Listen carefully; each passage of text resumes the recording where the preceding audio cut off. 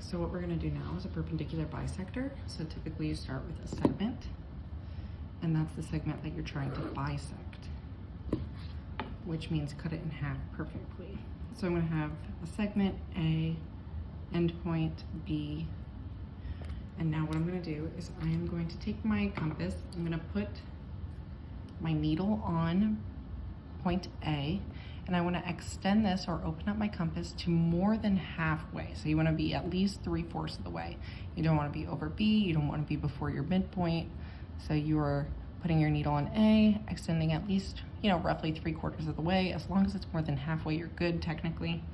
Now what I'm gonna do is I'm going to make a arc above my segment, and I'm also gonna come down and I'm gonna do the same arc below my segment.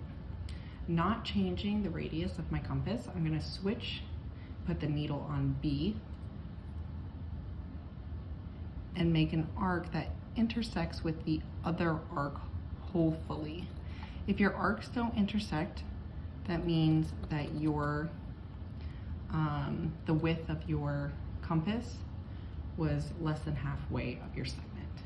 So now that I have my two intersecting points, I'm going to use my straight edge to connect these points, which are going to cross through segment AB, and that's going to produce a perpendicular bisector of my segment, cutting my segment perfectly in half and also making it perpendicular, which creates a 90-degree angle.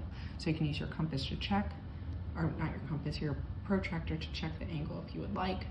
That is a perpendicular bisector.